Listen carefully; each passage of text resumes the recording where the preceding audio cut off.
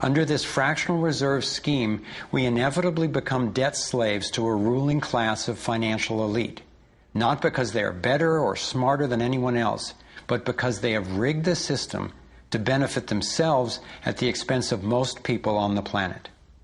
Catherine Austin Fitts is an expert on this issue. She was an Assistant Secretary of Housing and Urban Development under President George Bush Sr., and then an advisor to the Clinton administration. Let's set up a game of Monopoly, and you want to buy Park Place. What I can continually do is just print money, give myself more money, lower the value of your money by printing more. No matter how hardworking you are or how successful you are, I can always end up buying you for free. So how come if you or I make up money, it's called counterfeiting, but if the banks do it, it's increasing the money supply? How did the banks get this power? This is Jekyll Island, where in 1910, representatives from the Rockefellers, Rothschilds, Morgans, and other private bankers gathered secretly to draft the legislation that would create the Federal Reserve. Ed Griffin literally wrote the book on what happened at Jekyll Island. Central banks are banking cartels which have gone into partnership with the respective governments in the countries where they operate. And they've been given monopolistic power over the creation of the nation's money supply. That's what the politicians handed to them as a gift, you might say, for the partnership. Now, in return, what did the bankers do for the politicians? They promised to create money out of nothing, now that they've got this legal power to do it anytime the government needs it. And since 2008, we've witnessed the greatest fake money printing run in recorded history. This financial sleight of hand disguises the costs, hides who's to blame, and leaves us as debt slaves working to pay off the bill. I found it revealing that in the same year the Federal Reserve was founded, 1913, the Internal Revenue Service was also established. An income tax was then instigated so you and I would have to pay the politicians' debt plus interest to the bankers. The problem is we have a privately owned central bank system in the United States disguised as a government-owned system. Now, if you look in the telephone book here in the Washington, D.C. area, you look up for Federal Reserve in the blue government pages, it's not there. It's in the white pages right next to Federal Express. It's a privately owned central bank. What is the proper relationship, what should be the proper relationship between a chairman of the Fed and a president of the United States? Well, first of all, the Federal Reserve is an independent agency, and that means basically that there is no other agency of government which can overrule actions that we take. There is no other agency of government which can overrule actions that we take. We have a private bank that prints money on behalf of the Treasury. The Federal Reserve prints money on a debt-based system which creates scarcity. But it puts a group of insiders in a position of having access to all the data about the economy when we don't. So you have a small group of bankers who understand the data on how the money works in the economy, and it gives them the ability to print money in a way that the insiders are protected and everybody else is drained. Catherine went on to compare a healthy economy to a vibrant torus, balanced, freely flowing, and energized throughout, in contrast to what's happening in our current economy. What you have is a system that's very dynamic, and it's trying to optimize. But intertwined in the core of it, you have a tapeworm. The way a tapeworm works in your body is it injects a chemical into your body that makes you crave what's good for the tapeworm and bad for you. You have a parasite that's very much manipulating and engorging itself at the expense of the whole. We live in a tapeworm economy where the financial elite are the tapeworm and they're feeding on us. And they don't like it when people blow their cover. After Catherine began exposing government corruption at the highest levels, the FBI raided her company and seized its assets. She was dragged through the courts for 10 years before being found innocent. So we've got the Federal Reserve, a privately owned corporation with a monopoly on creating money, but with no accountability, backed up by a government with a monopoly on force. The country got sold on the Fed as an institution that would help stabilize the economy and remain independent of politics. But in fact, in close to a century of existence, the Federal Reserve has done just the opposite. Since they took charge, we've been robbed through inflation, and the purchasing power of the dollar has declined more than 96%. And the wealth gap makes it clear most of the money is going to a very few.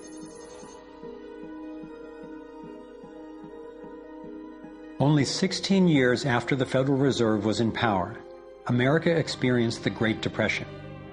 My research revealed that before the big crash in 1929, the elite bankers pulled their money out of the stock market. After the crash, they used that money to buy up cheap stocks and smaller failing banks for pennies on the dollar.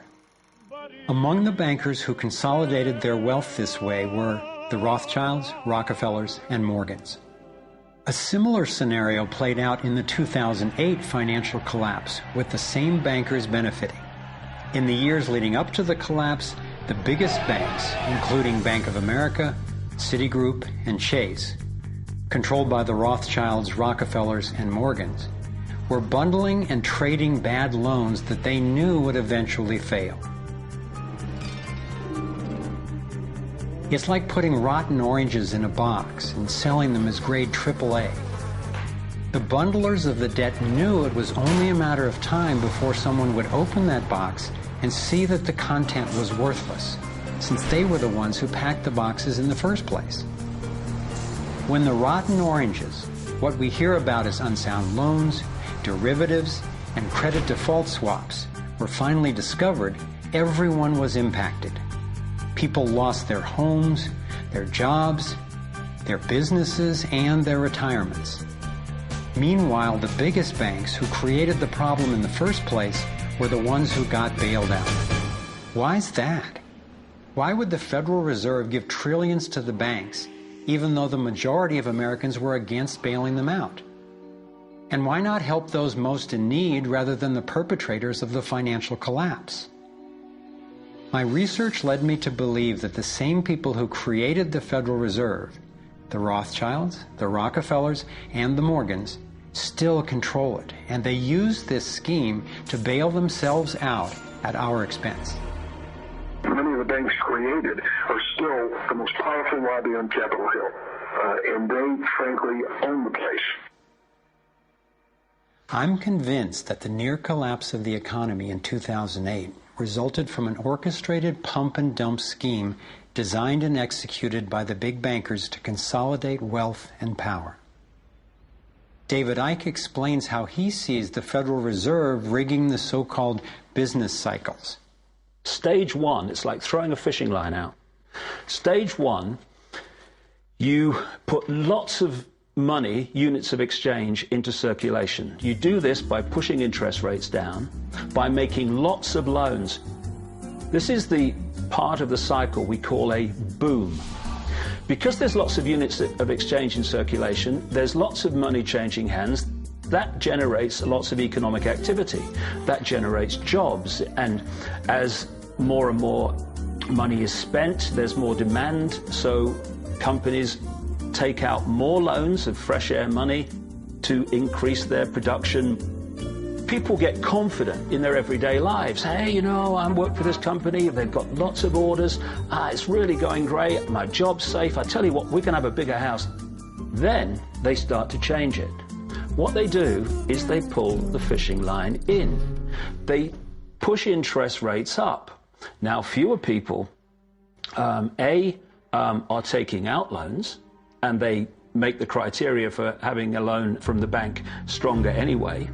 And also, now, as interest rates have gone up, a larger part of people's income is going to pay back the extra interest and not being circulated in buying things. Suddenly, there's nothing like as much money in circulation, and therefore, fewer things are being bought.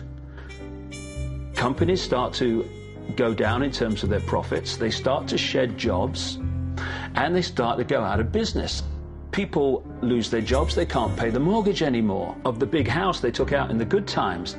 Now what the banks are doing is starting to reel the fishing line in, because as they go bankrupt, companies and individuals, the banks get the real wealth, the property, the land, the resources that they had signed to them for lending merely figures on a screen. Now this economic cycle of fishing line out, fishing line back, lots of units in circulation, pull them in, has been going on for centuries. And what it's done, it's stolen and accumulated the real wealth of the world in the hands of the few.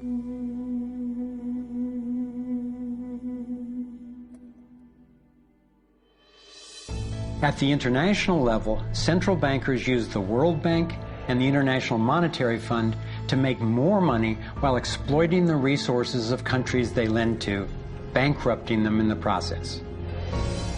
The central bank of central banks is the Rothschild-created Bank for International Settlements. The elite are positioning themselves to control access to virtually everything we need to survive. No matter where you go in the world, the money is controlled by the banking system. They decide if people eat or if they don't eat. Who's a billionaire and who lives on less than $1 a day? He who controls the money controls the world, and a very few control the money.